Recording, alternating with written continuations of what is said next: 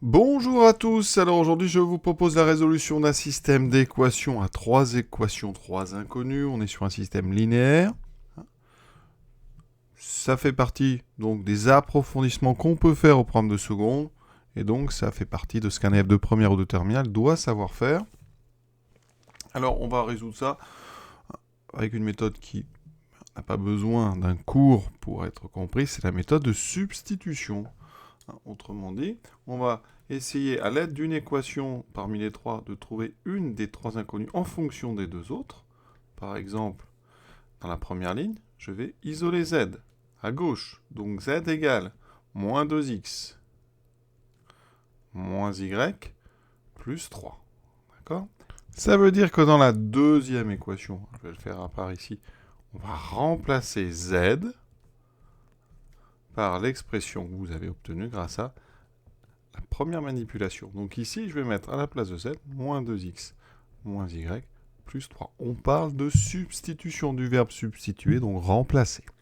Et ça doit être égal à moins 11. On va développer et vous aurez devant vous une équation à deux inconnus x et y. Et on va faire pareil dans la troisième équation. On va remplacer aussi le z par moins 2x moins y plus 3.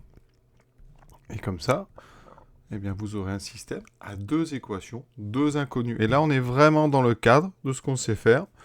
En seconde, résoudre un système de deux équations cartésiennes, donc à deux inconnues. On est parti. Il faut aller vraiment très doucement. Ça ne sert à rien d'aller vite dans ce genre de choses. Les erreurs sont nombreuses. Et même les très bons élèves peuvent se tromper. Donc ici, on va développer doucement.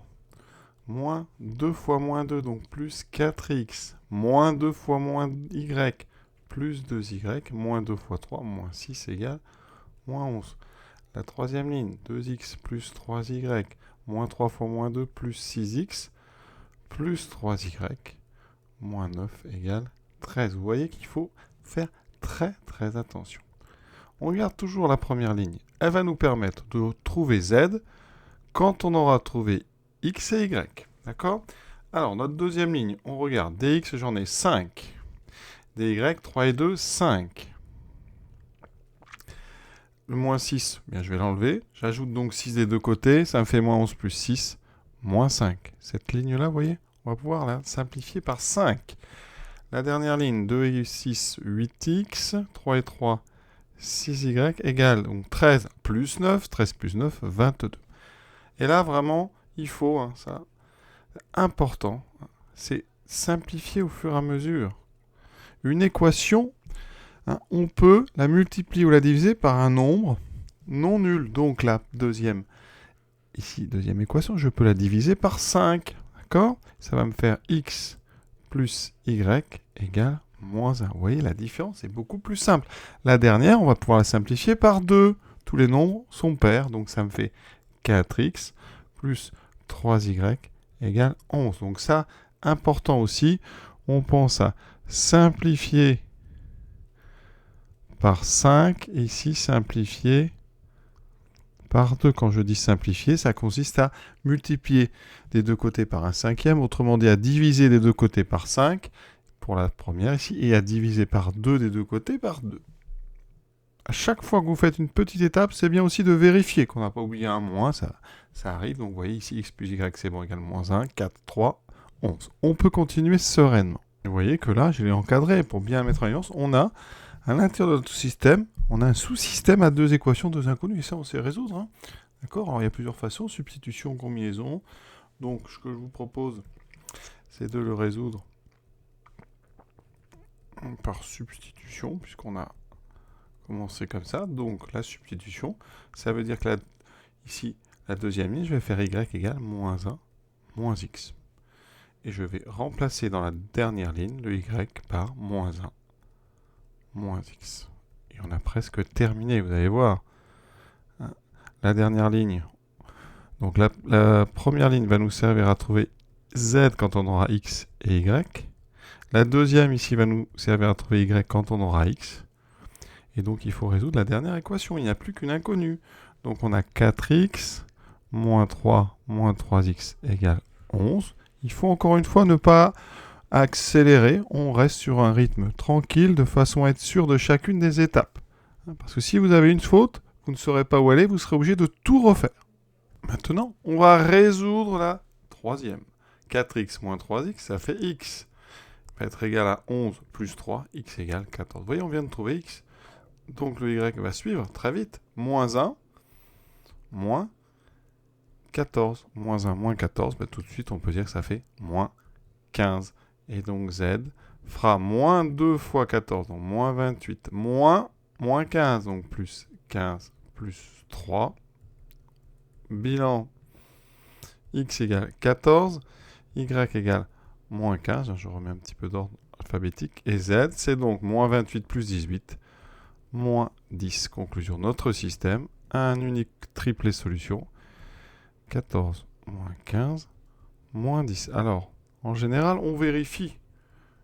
Alors, vérifier, on ne l'écrit pas sur sa copie, mais on le fait au cahier de brouillon ou de tête. Regardez, on va vérifier les trois équations du départ. 2x, ça me fait donc 28, plus y, moins 15, moins 10, ça va donner 3. Effectivement, 28 moins 18, moins 28, 28 moins 25, pardon, ça fait bien 3. Ensuite, x, 14 plus, vous voyez là-haut, 3y, donc moins 45, moins 2 fois 20, donc ça fait plus 20.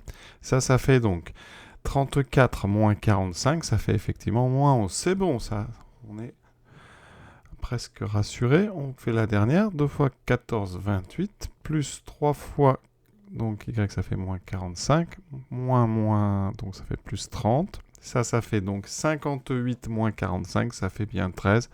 On a résolu notre système et on a gagné, on a réussi. Vraiment, là, c'est très rassurant parce que souvent, on a passé 20 minutes à faire ça. Donc, c'est toujours très sain de résoudre un système parce que la moindre petite erreur, il faut une concentration vraiment absolue pour y réussir. Ça n'a l'air de rien, sincèrement, mais vraiment, c'est difficile de ne pas faire la moindre petite erreur. Petite variante, on peut utiliser aussi des combinaisons. Alors, au départ, comme c'est de l'approfondissement, on peut rester sur la substitution. On arrive très vite, donc vous voyez un sous-système que j'ai encadré en bleu. Et celui-là, bon là, j'ai choisi de le faire par substitution. On peut aussi le faire par combinaison. Qu'est-ce que c'est que la combinaison ? Bien, vous prenez la première ligne, x plus y égale moins 1, vous la multipliez par 4. Ça fait 4x plus 4y égale moins 4. Vous écrivez la troisième ligne dessous. Voilà. Et vous faites la différence des deux. Qu'est-ce qui va se passer ? Comme j'ai multiplié la première ligne par 4, maintenant j'ai 4x et 4x. Donc, les x dans la soustraction vont disparaître. Il me restera 4 moins 3y. Il me restera y égale moins 4 moins 11 égale moins 15. Vous voyez ? On trouve tout de suite y et après, on remplace progressivement pour avoir x et z. Donc, il y a des variantes. Donc, toujours substitution ou combinaison par addition ou par soustraction. Voilà. Je vous souhaite une bonne fin de journée à tous. À très bientôt. Petit bonus pour les terminales qui ont fait la géométrie dans l'espace. Eh bien, vous savez que chacune de ces trois équations, c'est une équation de plan. Donc, je représente les trois plans. Et que l'intersection de ces trois plans, ce sera les coordonnées du point intersection des trois points. Donc ici, vous voyez, intersection. Et par ici, alors, évidemment, c'est en 3D, vous voyez. Et donc, en résolvant un système à trois équations de droits inconnus, on trouve en fait les coordonnées de l'intersection de trois plans. Donc voilà, à présent, c'est vraiment terminé. Bonne fin de journée à tous.